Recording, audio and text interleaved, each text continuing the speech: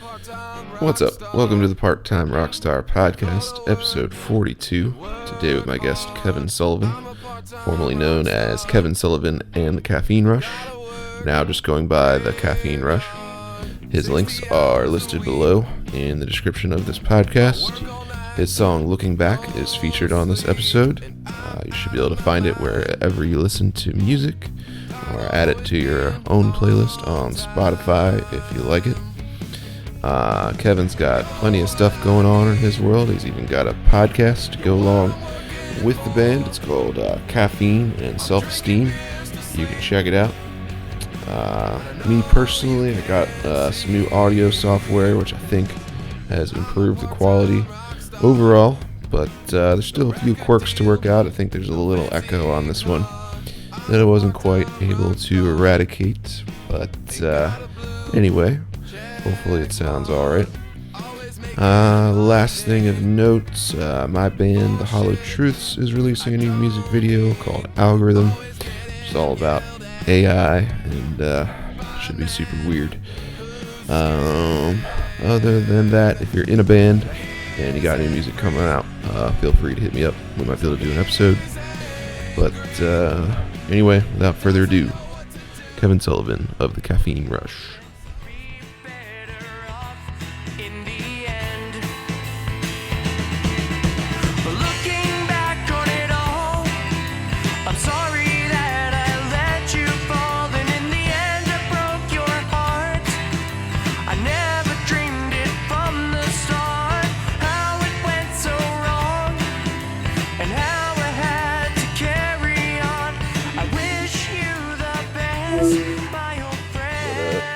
Hey, what's up, man? How's it going, dude? Chilling around.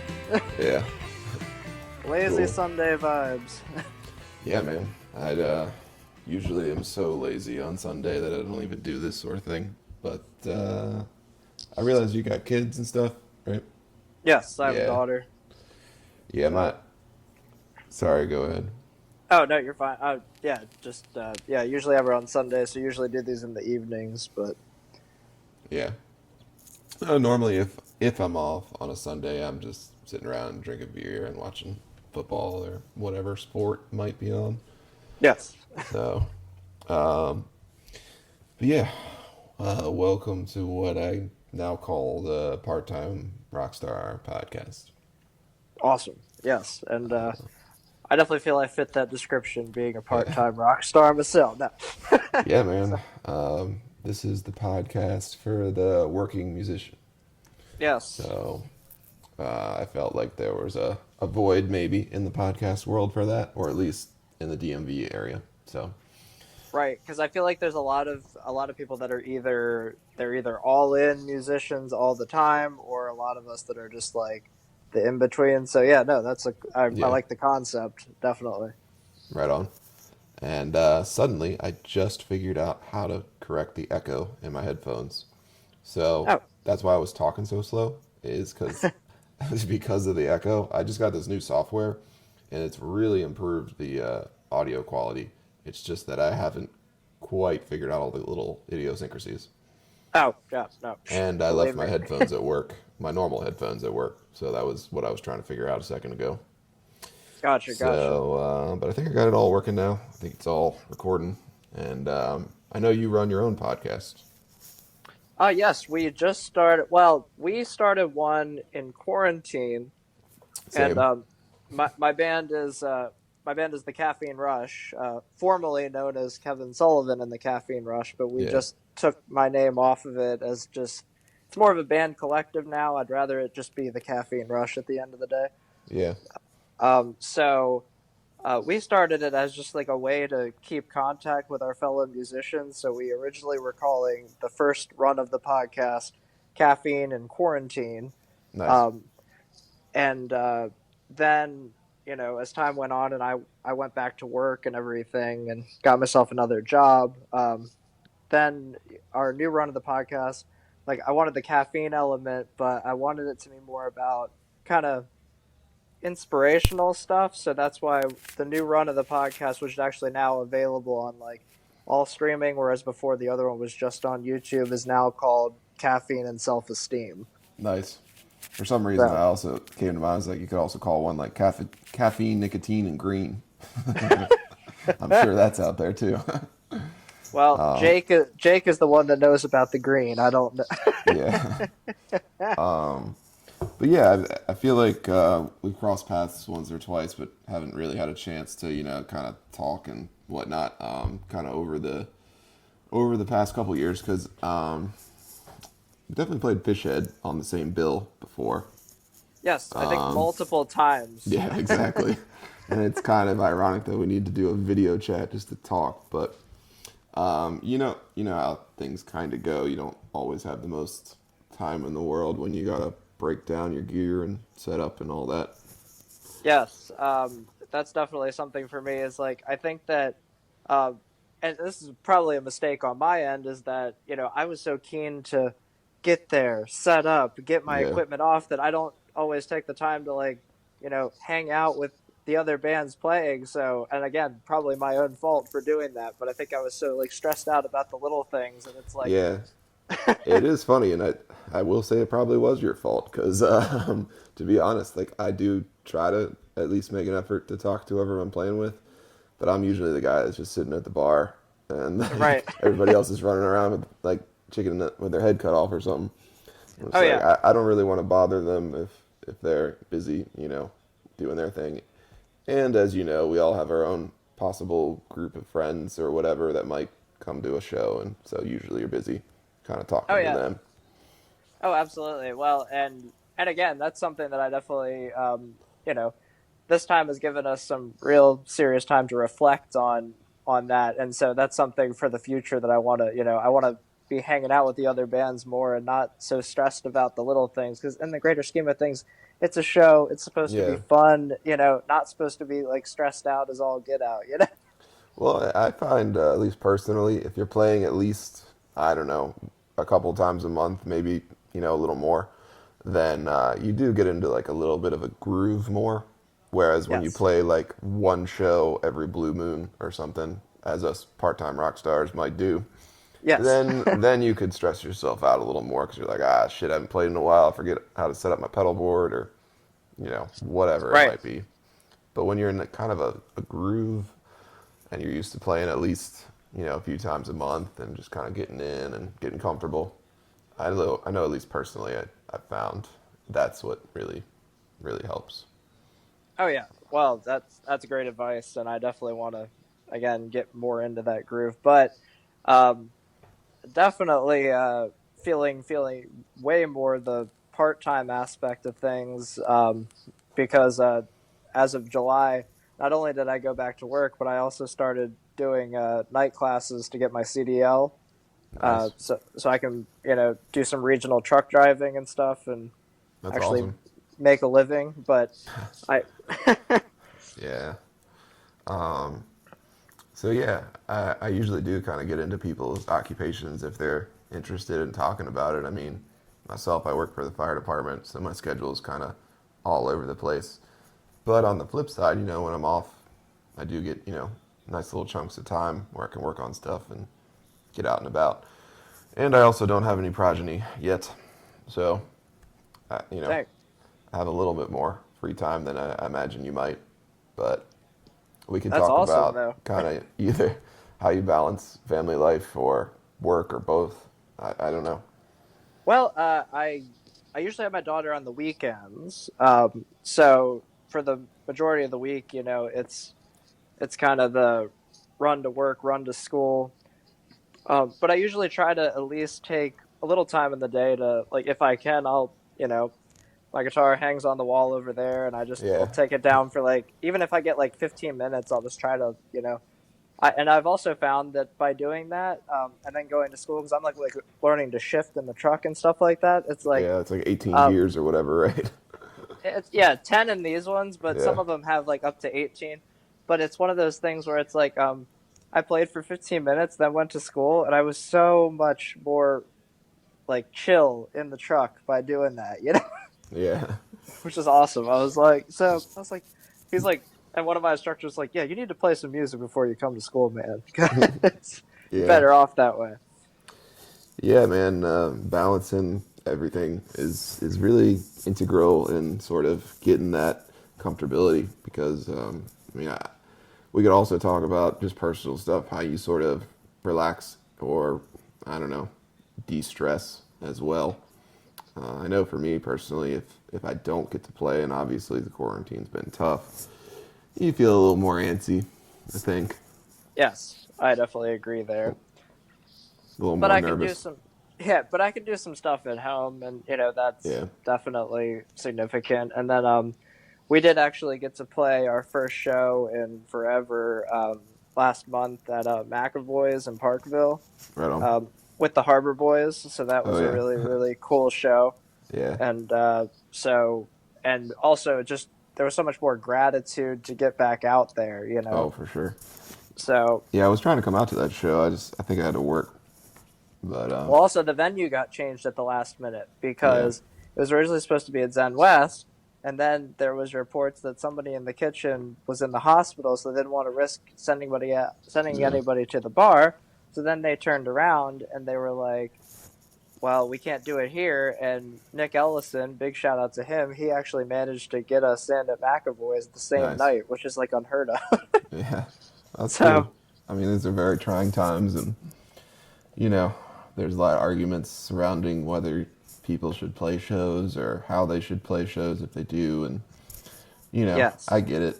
I've generally tried to avoid the whole thing in some ways and just kind of, I've been, recording more and obviously working on this podcast as well, which has been really fun and kind of rewarding in its own way. absolutely. I think I took a little time to listen to one of your newest singles, the one with the aerial shots going into Baltimore. What was Yeah. that single? Um, I think that song was My Ambition. yes, that's it. And That's it. yeah, the one that's been crushing it for us lately is Dispensary Kid. If you had Okay. had a chance to listen to that one. I was Um, actually I did pull up your Spotify. I like to do that on our podcast to kind of like yeah. look at like what the not really the numbers per se, but I just like to look like Oh well, currently I have no currently numbers, but currently Dispensary Kid on your guys' has over 1,000 plays. So does it really? yeah, you guys are killing it. I didn't even know that. That's the first time I've ever gotten 1,000 plays on anything. All I knew was in the first week it got like 100 plays, I think, and I was like, that never happens. Yeah, that's So awesome. maybe the bots got a hold of it. I don't know. I have no idea, man. Hopefully, it's Well, real and people. right. Well, Yeah. I think one of the reasons I wanted to come on too was to talk about because we just released our first single under the Caffeine Rush name on this Friday. Actually, we released it. It's called "Looking Back." Yeah. So I'm familiar kind of with your old catalog, and I actually didn't realize then that because the name change, it maybe doesn't sync up in the way on Spotify. Like, Yeah, so for listeners here, that's probably a good thing to know is that if you search Kevin Sullivan, then you'll get the older stuff. And yeah, that's an interesting topic we could discuss as well, because I don't know how that works when people do slightly change their name, because I guess it's just a full blown, as far as Spotify understands it, it's a full blown band name change, and I don't know if you could connect the two pages. I don't know either because so how I did it before, and again, the reason that it's Kevin Sullivan is because it was mostly me, like, and I was just kind of trying to throw together what musicians I could to record that album. Right. The EP Daylight Rising um, is under the Kevin Sullivan name again because I was trying to throw together who I could, and when we wound up putting it out, we did it through CD Baby for distribution, Yeah, I've done that and before. when that happened, it was under the we recorded Rockhaven Studios and Rockhaven Records is what our label is under, and so we released it under the Rockhaven Records um, account, and the guy we record with, he doesn't have access to like he has the access to the CD Baby, but not the Spotify aspect of it. Yeah. So right now we don't really know how to sync them up at all. Yeah, I would think there's a solution to that because I'm sure plenty of people have done it. like in my own way, I've considered like because I've always kind of just been the ringleader of the circus that I run. Yeah. It's like, should I just put my name on this and not call it a band name per se? But I'm sure you've had the similar thought, and clearly have kind of executed on that thought.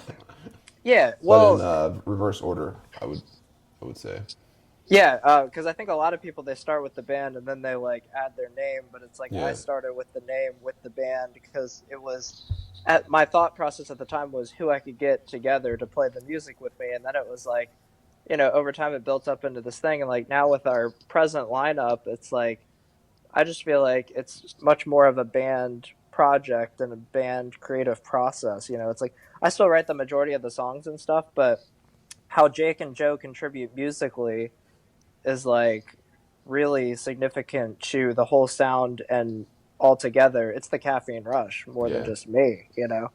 So I I like that vibe for it, and also we there's a lot of Kevin Sullivans out there, and I've had my plays like or my songs like put under other artists. Like there's one yeah. Australian artist out of like folk artist in Australia who like my EP showed up under his name on Pandora or something like that, and so it's just been a mess with Yeah, I that.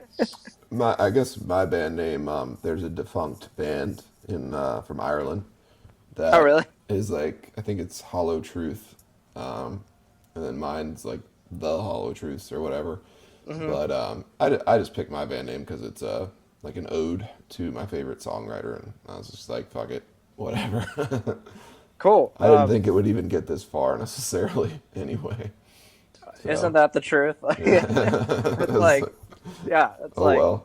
do it. Yeah, it's like, how far does it go? But no, we've been doing this for 2 years now, and again, we just now decided like a month ago, and we announced it at that show that we are now just the Caffeine Rush, Yeah, and and in doing that, like we had recorded, looking back, like in like February, like January and February is when we like originally started working on it, and then Alan on his end of Rockhaven Records, he's the one who was just kind of working through it recently, and he sent us like the take for it, and we're like, we could put that out as a single. That sounds great. We're happy yeah, with it.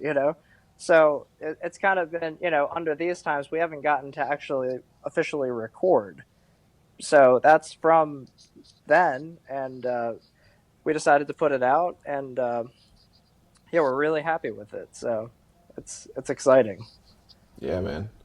Well, let's talk about kind of your stuff, your influences. I mean, at least of the stuff that I'm familiar with that you've done. Um, you remember that band American Hi-Fi? Like that Flavor of the Week song. She paints her nails and she don't know. I think so. Best Yeah. friend on the phone or something like that. Yeah. Yeah. I feel like that band in particular reminds me. I feel like that guy has a similar voice to yours too, because I've listened to some of their stuff acoustically as well. So like I figured I could talk to you about some of those '90s bands, and I realized maybe not that one, but because I'm in the same sort of boat where we're about the same age probably, and like I Yeah. always kind of aspire to write those fun storytelling '90s type songs if I I was gonna say I can. definitely get a '90s vibe from you guys. Oh yeah, Definitely. Well, I love, and I have so much influence from that era. Like I really like. This is like venturing into the into the kind of early 2000s and stuff. But I really love Three Doors Down, oh and a yeah, lot of those like they got that southern rock, kind of influence, and yeah. so it inspires a lot of like kind of storytelling songs like Be Like That is a very Oh, great like song.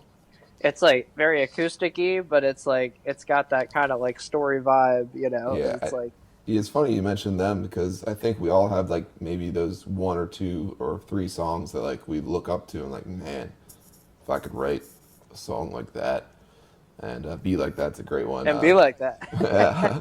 That. I always think Kryptonite's just one of those songs like when it comes on, and I can probably still remember like those first couple times I heard it as a kid. I was like, man, There's just Oh yeah, something. There's something there that I wish, or at least I aspire to capture maybe one day. yeah. So When I first, I remember feeling the same way. It's like when I first heard it, I was like, damn, yeah, that's a song right there. That is yeah. so good. Like, what is that? You know? And my childhood best friend, his mom introduced that guy to his current wife, or the wife at the time. I don't know if they're still Holy married, shit, but that's awesome. she's from the Eastern Shore, so that's how that Fantastic. that's how they got together, I guess. But Well, that's awesome. so They also have like a lot of people don't like follow their kind of newer stuff. There's one song in particular by them called "Landing in London." It is yeah, like such a like killer ballad, like rock yeah, vibe song that a lot of people don't even know. But other influences, I mean, this track in particular, like I love the Beatles so much. And my parents really got me into like from a young age, like the Beach Boys, the Beatles, Herman's Hermits, like that yeah, kind of like British like invasion, rock yeah. vibe. And this particular song, looking back, I just had somebody say like it's got kind of a Beatles vibe to it. Yeah, So if somebody says that, that feels really good. yeah. I don't know, man. I feel like your stuff's pretty close to a lot of those '90s type songs. And I Yeah. apologize, I didn't find the new one, but I certainly can include it on this episode and Oh yeah. um, kind of promote it that way. Absolutely. Um, Yeah. It's Let's see, where's it at? Ba-dum-bum-bum, I'll ba-dum. find it, or you can send it to me, and you know, it'll be on here. Absolutely. Fantastic. So yeah, it's But yeah, I always like those types of bands. Everclear, Social Distortion, Better Than Ezra, or like this kind of yeah, slightly less popular. Well, I mean, they were extremely popular at the time, but I don't know. It's not like there's currently really still doing things that people follow, I guess. right, right, Unless right, you're kind of one of the hardcore fans, which, you know, some people are, some people aren't. I don't know. right. Well, I also I got to see Three Doors Down with Collective Soul, and Oh, that's a funny band. Collective Soul is just awesome because they actually have a lot of acoustic influences with it, and it's like a lot of what we do. Like, I've gotten into just bringing my acoustic, and I'll play part of the set acoustic, part of it with an electric. Yeah. And I, it's like lo- because I I do a love little bit of Collective both. Soul. Yeah. Oh my gosh, I have yes. a funny anecdote about the current state of that band's guitar player, and Okay. maybe I shouldn't even put it out like on the internet because it's arguably hearsay. But my studio engineer was down in Nashville at another studio hanging out, and turns out that Collective Soul's guitar player is kind of like the whipping boy of this guy named Jacob Bryant, who's like this outlaw country star. And Okay. what's funny about this story is my buddy's down there hanging out in the studio in Nashville, and this drunk country guy is recording his song and just berating and yelling at this guy who's Damn. just kind of around in the studio. He's like, "Go get me another 6-pack, Johnny," or whatever his name is. Like, I can't get through this session unless I'm 12 beers deep, or something Damn. like that. And so everybody's just kind of maybe feels bad in the studio apparently for this guy, and obviously my friend didn't know anybody other than the person he knew, and Yeah. he like later Googles it and he's like, that was the lead guitar player of Collective Soul. Jesus. That's just getting harassed by this like outlaw country guy who's just That, drunk out of his mind. So it's I probably guess just humoring him. Like it wasn't even probably like I would imagine it wasn't even like that. It's probably just like he's just like humoring the guy. Like, all right, the guy's drunk. I'll just fucking do I mean, it. I don't know, but the way my friend described it, he was like, "Damn, it's funny how far the fall can be sometimes." Damn. And this again might not be true, and I don't even know if I should include this in the episode because somebody might get mad or something. But that's just what I've heard, and I love Collective Soul, so I was just like, "That's interesting to hear." Man, that's crazy.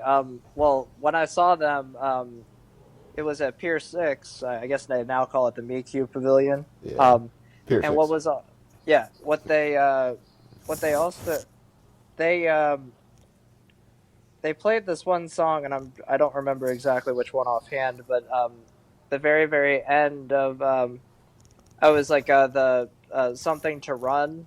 Um, Born to Run? They no, cover Springsteen? no. It was like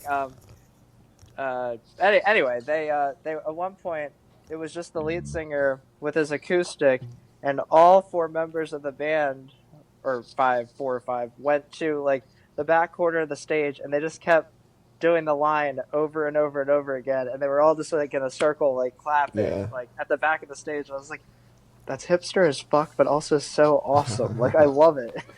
Yeah.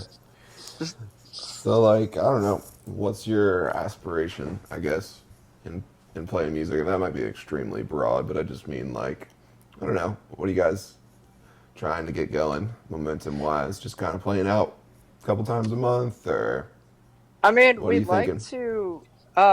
we'd like to get to the point.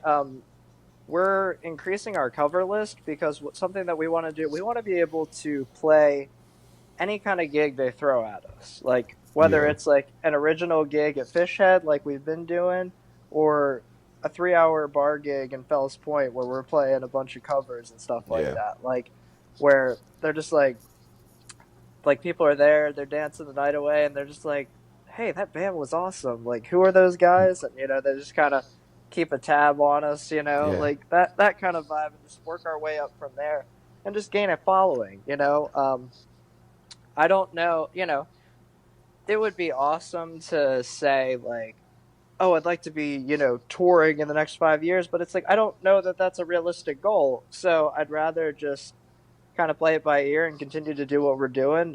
We definitely plan to start recording again. We'd like to put out 3 songs by like springtime going into summer. Yeah. Uh, Start recording and working on them, and so it should be a fun time. And then we're definitely working our way up to an album itself again, like with the band. So Very, very rad. Um, I mean, there's a lot of things that I could say to that, and I apologize if I'm talking too much because obviously I'm trying to get you to talk.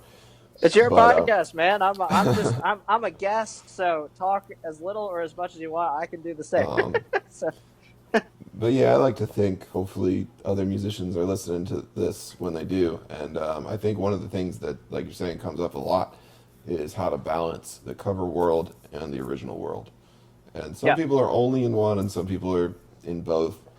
Usually, I'm sort of oscillating between the two in hmm different bands. You know what I mean? Like, I always play covers in my original set, but I never do an original set that's longer than whatever it is, like an hour that Yeah. original sets usually are. Largely because I don't really consider myself like a singer in the classical way. Like I very much hmm love writing songs and all that, but more than anything, I just like playing lead guitar. So traditionally, I try to get into a cover band here and there. Where like in the last one, I was Slash in the Guns N' Roses cover band. Fuck Um, yeah. yeah, and that way the lead singer can let it rip, and I can just worry about playing guitar. Yeah. And in the cover sense, I can fill in and sing lead vocal on a few songs for a 3 hour set, you know, to help the lead singer out. And the question I was going to ask you is basically, how confident do you feel like as a singer? Like, can you rip that 3 hour set without trouble, or do you feel like you need, somebody else to step in there once in a while and kind of give you a breather? Right. So I actually feel the opposite. I would consider myself a singer first and a Right. guitarist second. I love to play guitar. Don't get me wrong, but it's like um, we recently got to play a gig where at the McAvoy show, my lead guitarist is a huge John Mayer fan, and we played "Slow Dancing in a Burning Room." And what was awesome about it was my lead guitarist was like, he's like, "That song is so stripped down, dude. If you just want to sing it, I'll play Yeah. it." And I was like, "Fuck yeah!" I was Oh like, yeah. and I leaped at the opportunity to just get out there and do just vocals and not have to worry about anything else. And it's one of my favorite parts in recording. When we play the song as a band, and then we overdub the vocals, and I love that part because I can just sit there and focus on singing my heart out, and really Yeah. giving it my all. That's awesome. So Um, I can definitely do the 3 hour gig because I've already been doing a bunch of like acoustic bar gigs myself, like just Yeah. solo. Oh, okay then. Yeah, you're good. I'll do like a 3 hour Jimmy's famous seafood gig or a 3 hour Crabtown set. And then my buddy Jason Gonnett, he often comes in and he'll hop in on the cajon and he'll throw some harmonies on There you there and go. stuff. That's all you So need. we have a fun time with that. Like, and we'll play some like off the wall covers. Like, we'll do like "Kiss from a Rose" by Yeah. Seal. We'll go to Yeah. like you know.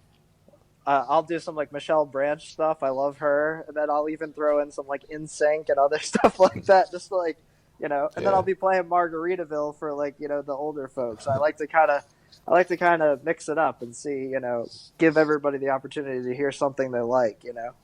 Yeah, I've sort of been branching out in that world a little acoustically as well. Like I like doing an acoustic cover of like Lil Jon.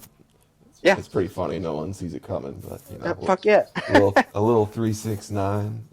Damn, you're yeah, fine. yes, exactly. I love that. um, Um, and then we usually end our sets with "Careless Whisper," nice. Yeah, I've, and I've then covered that one.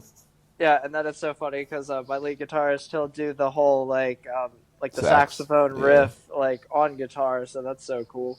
Yeah. And then yeah, we just so yes, I definitely would feel comfortable doing a 3 hour gig like that. It's just musically though, we haven't all and most of those gigs I've got my tablet set up to where I'm like reading off the songs like that I want to play, and it's almost like musician karaoke in a way because Yeah.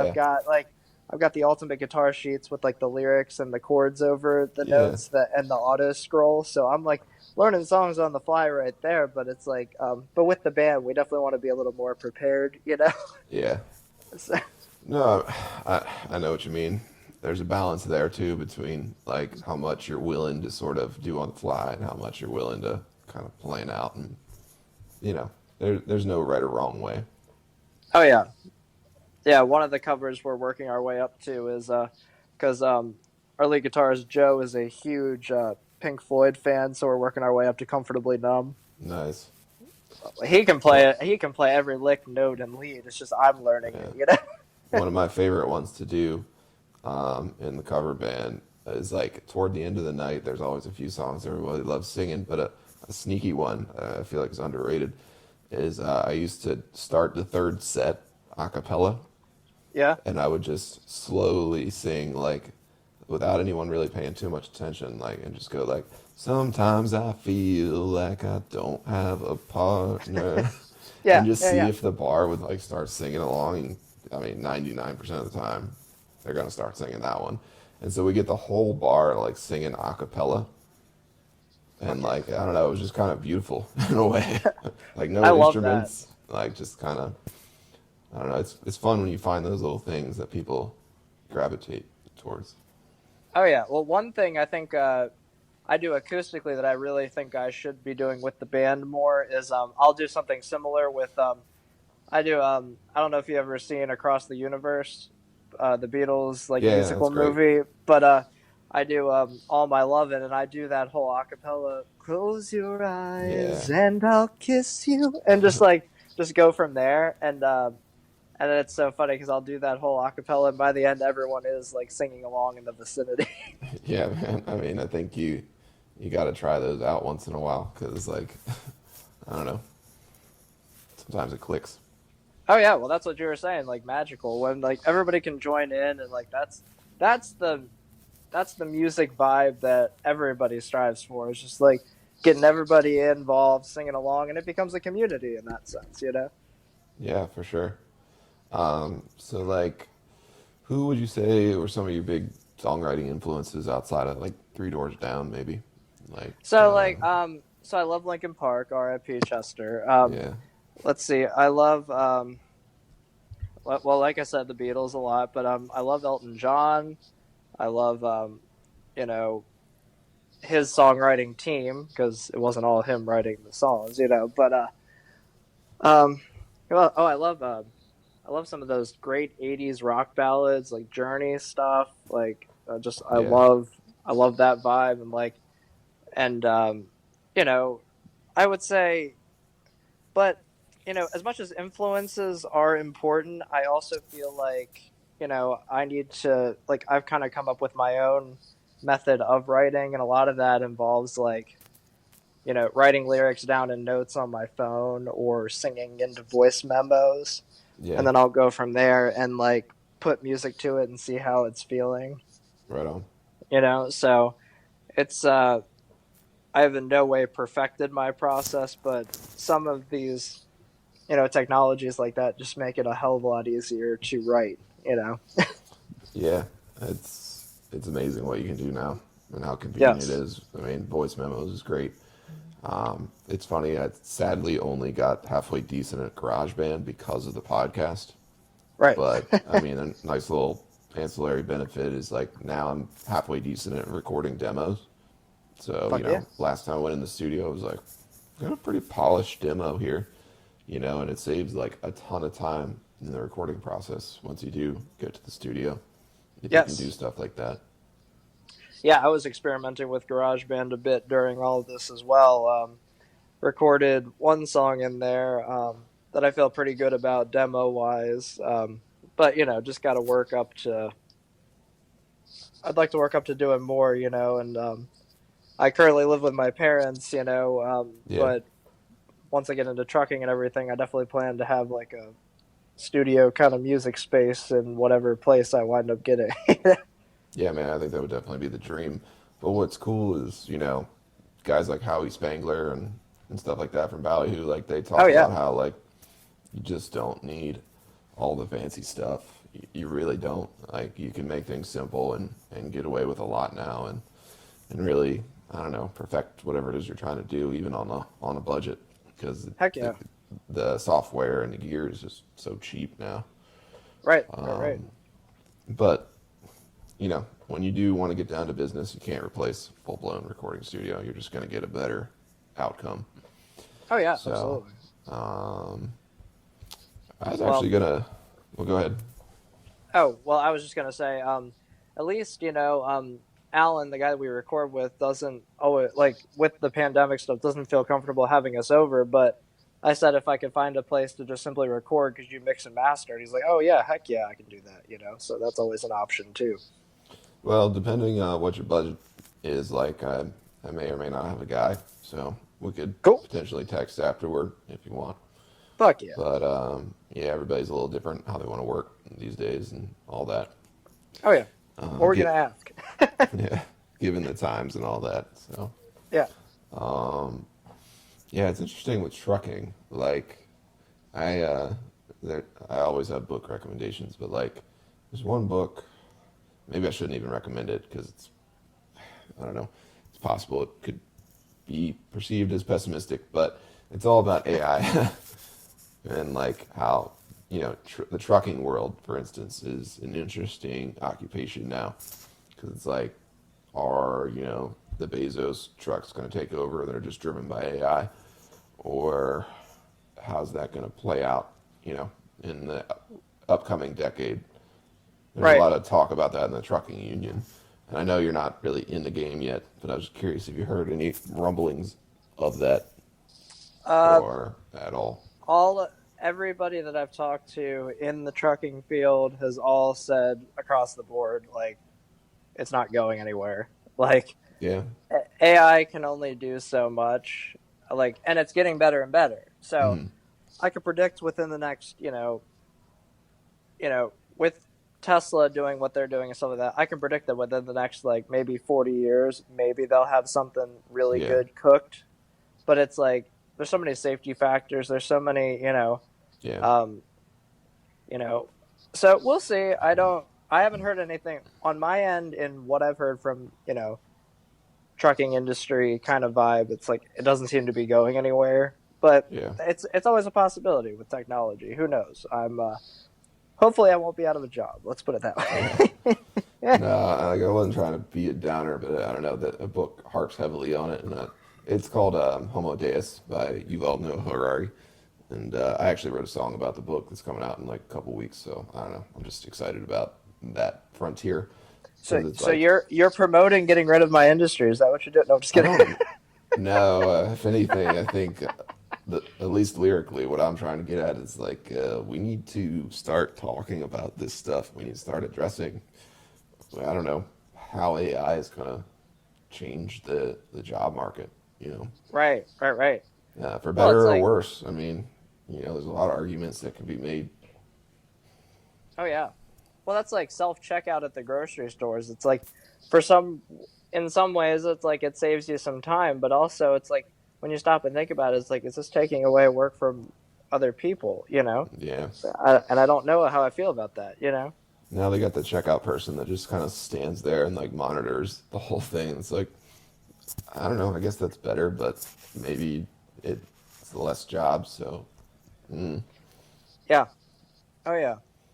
Well, and then like, well, I I can't knock it because I love it so much. Like yeah. with Easy Pass and stuff, Oh it's yeah, yeah. like now toll workers are kind of out of a job, Yeah, I but it's mean, like, the but it's opt also safer because so many people have been like killed, like walking across. It's like, so I and don't know. even pre-pandemic, when you if you ever read how dirty physical cash is, there's a lot of grime on those dollar bills usually. So, Oof.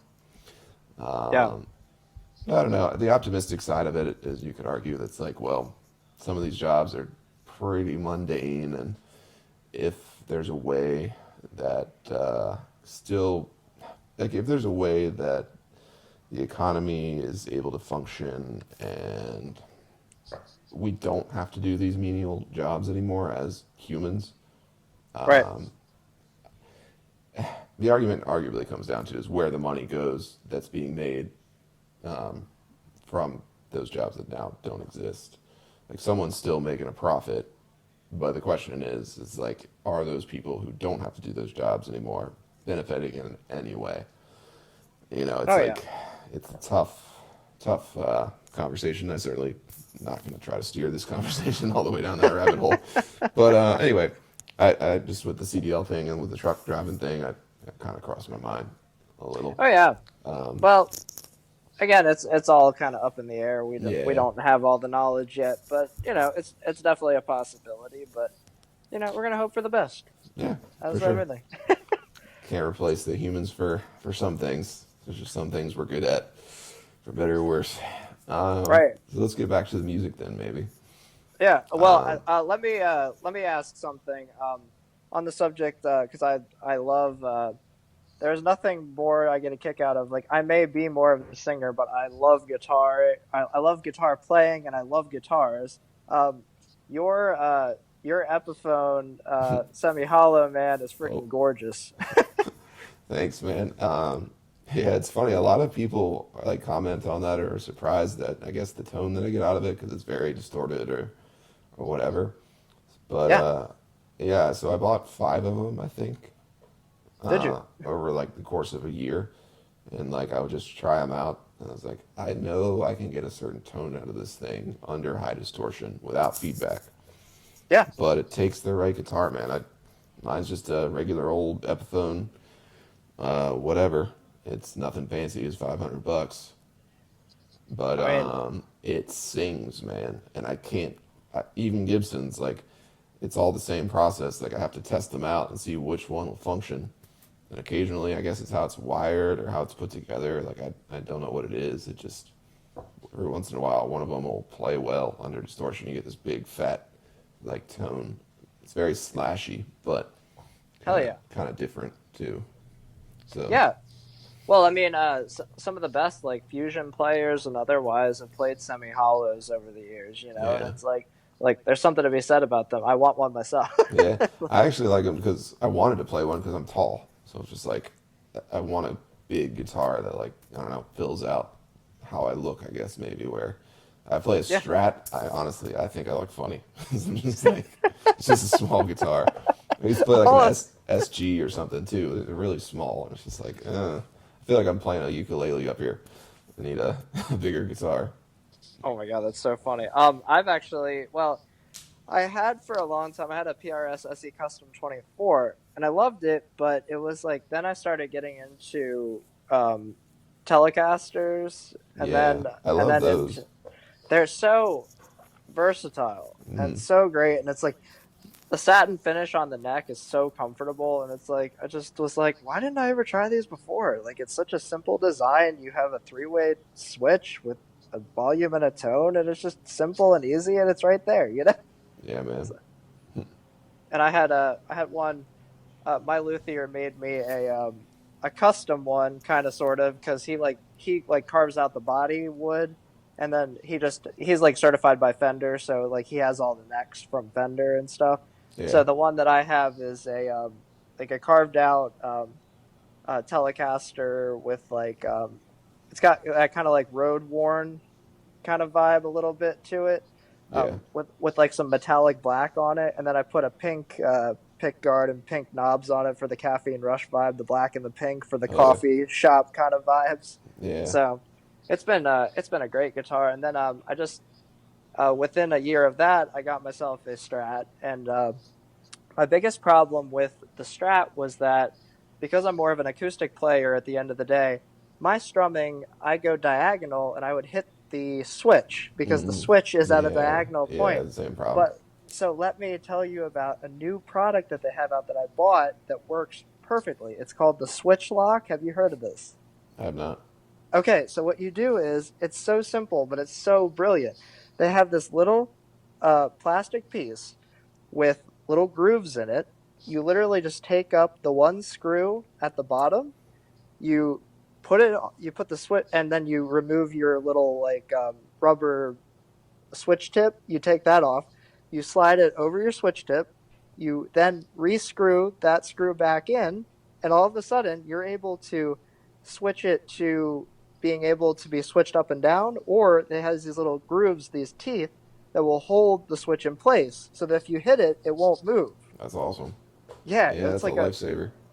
it's like a I literally bought it for $12, and they're trying to get the patent for it. So they sent me this nice little box, this little like with like a 15% off like coupon if I wanted to like tell it to a friend. So like I love that Yeah. product so much, and it's like I love playing my Strat now because it has such great tones in the neck pickup, you know. Yeah, man. Um, So Give me 30 seconds real quick. you're fine.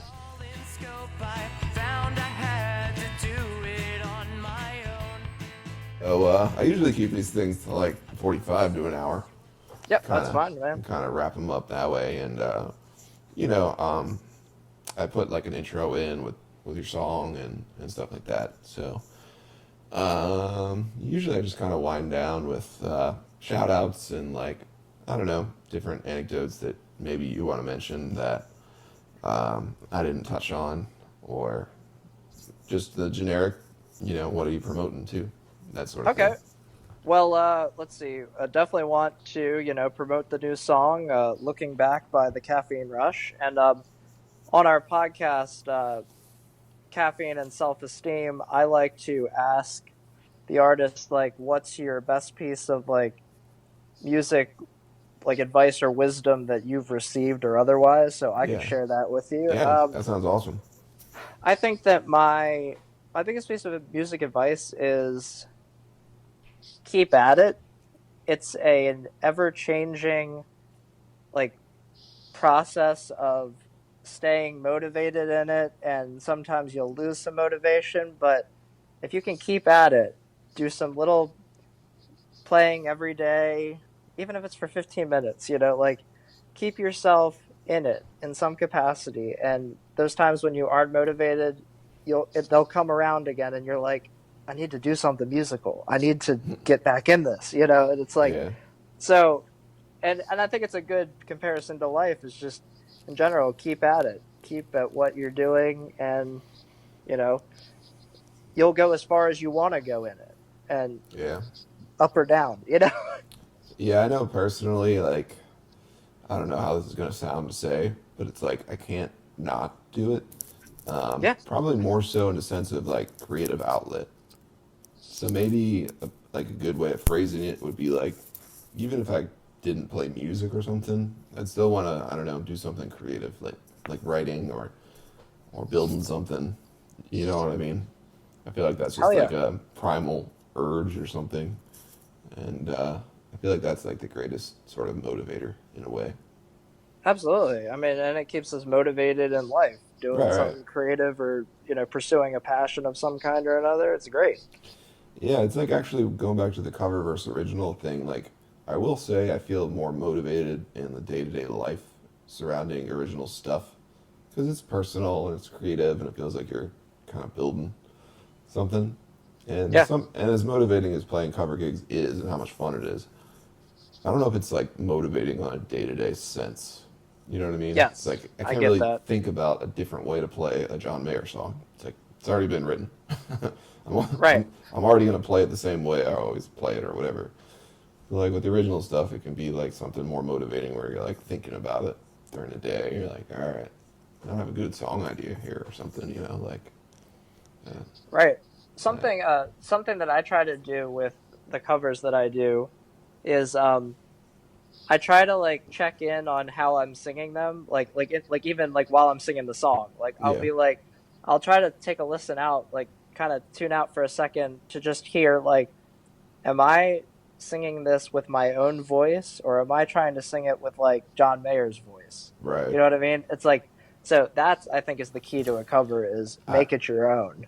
That's a great point you bring up because, like, I know for me, I love singing covers that I connect with the lyrics. Yeah. Because if I connect with the lyrics, I'm gonna sing it like in my voice, like whatever that Yes. is. You know what I mean? And if I'm just singing something I don't really connect with the words, like, then yeah, maybe I would try to sing it like the singer. But I just Hmm. find that kind of boring and stale anyway. So Right. I probably wouldn't sing a song I don't connect with. But I know like other cover singers sometimes they might get into that trap a little where they're singing so many different covers they might not always connect with the lyrics because maybe another band member wanted to like put the song in or something. So I think it's important as a singer to try to be able to connect with those lyrics because then you just stop thinking about how you sound really because you're just saying the words. True. True. No, that's definitely great advice. Yeah. So, and that would be kind of mine on it, like my advice on doing those and stuff. But yeah.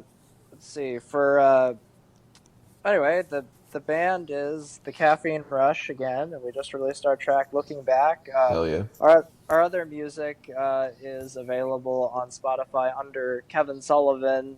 The EP is Daylight Rising, and we've got about 7 tracks on there. So you can find us on Facebook and Instagram as myself as Kevin Sullivan's Music, and the band under Caffeine Rush Band on Instagram. Right And on. then on Facebook, we are. Jake usually says this, so. On Facebook, we are under the Caffeine Rush. Right on. So, so yeah, want to thank you so much for having me, man. Taking Yeah, the dude. time. Keep kicking ass with your podcast as well. Maybe we can do a collaborative thing or something. A Um, crossover. yeah, man.